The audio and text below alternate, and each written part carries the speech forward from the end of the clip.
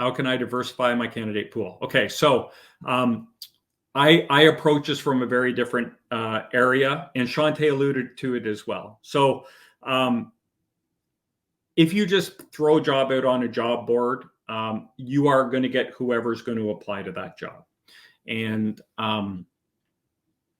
you're going to get diversity in that pool, but it's time consuming to go through and screen. So now we're screening for, and we don't know, right? So we have to make some assumptions. Are they diverse? Do they have skills and experience we're looking for? So it makes that screening process a little different. You do have to dig into it a bit more. That would be one way to do it. But when I do work with my clients and they think that they have a role that they would like to consider diverse candidates for, we always want to get the best person for the role, but we can always focus on who are those diverse candidates that have the skills and experience we need. So that's kind of what at Key Hire, what we can do is utilize our resources to identify diverse candidates, where they are and what they're doing and what their expertise in, and reach out and engage with them and start a conversation around the opportunity that you might have in your job, in your company, and seeing if they're the right fit and if they have the experience and the skills and the capacity you need to grow your business.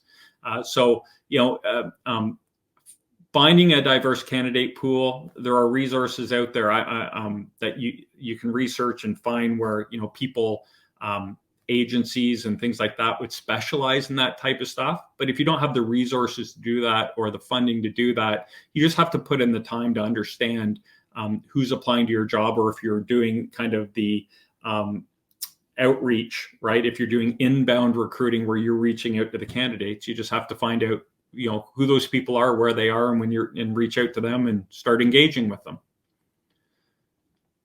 I hope that clears that up. But Matt, what else do we have? Anything else? How can I implement an inclusive practices into my hiring process? So this is cool. And Shante and I touched a bit on this. So the process should not measure the person. It should measure their skills. It should measure their experience. You should be measuring for capacity. Do they have more experience than we need in our business today? And you should be measuring for culture fit and core values, right?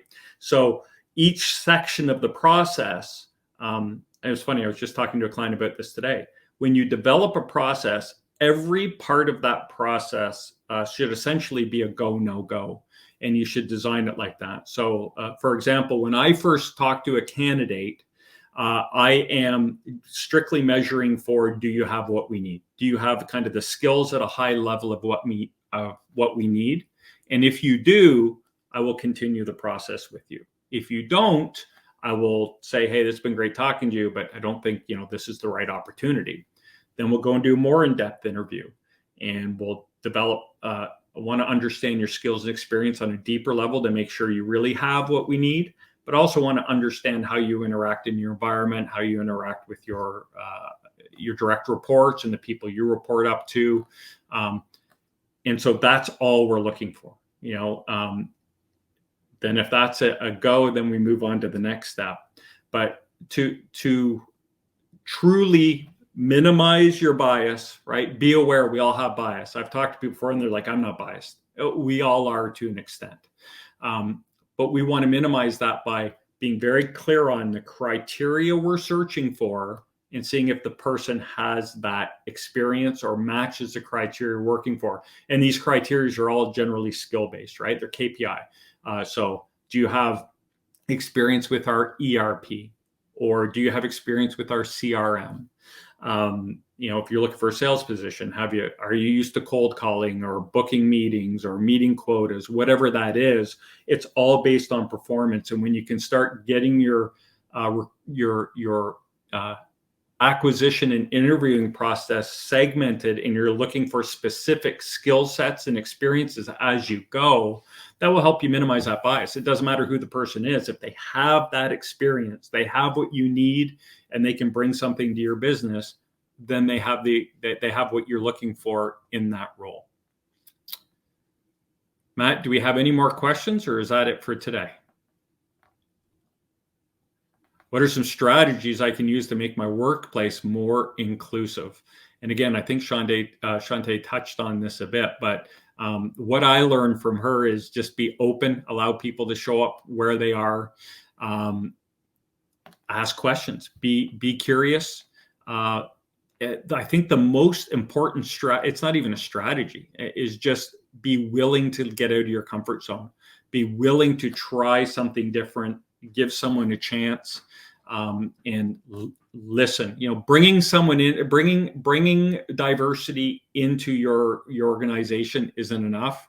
That's why it's called diversity and inclusion. So if we're going to bring them in, we have to include them. We have to listen to their ideas. We have to value those ideas. And don't have to take all of them, but we have to make sure we're listening, because everyone has good ideas. And so the best strategy is exactly, I think it's in the title, right? Diversity and inclusion. The best strategy is just minimize those biases, be aware, be intentional about diversifying your workforce, and then include them and listen and be open to those ideas.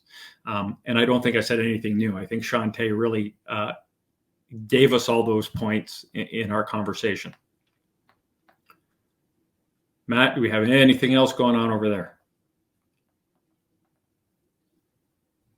I'm taking that as a no. So thank you everyone for joining us on this live stream. Our next one will be 2 weeks from today. And we're always looking for new topics. So if you have anything as a small business owner that you would like us to talk about or explore on the live stream, shoot me a message, let me know. We're happy to do that. We're here to serve you and give you useful, actionable information. Hopefully we accomplished that today. Also want to let you know, make sure you like and follow the Key Hire Solutions LinkedIn page. That's where we post all of our information and all of our new information up there. We also have a YouTube channel if you want to follow that. If you jump on the website, Matt, do we have the website there? I'm throwing you a curveball here. But if you want to jump on the website, we do have some free tools that you're welcome to download. Or if you want to have a conversation with us about something that's going on in your business today, if you're thinking about creating a new position, but you don't know how to go about that, give me a call. Go on the website and sign up, and we have free slots on there where we're willing to talk to you about your business and guide you in the right direction. If you're having a human capital challenge organizationally, or you think one of your leaders is maybe struggling a bit and you don't know why, we're happy to walk you through that, because that's something we deal with all the time. So, hey, thanks, Greg Kaiser. I appreciate you. We'll talk to you soon. And thanks, guys. Have a great day, and we will see you in 2 weeks. Until next time, stop grinding and start growing.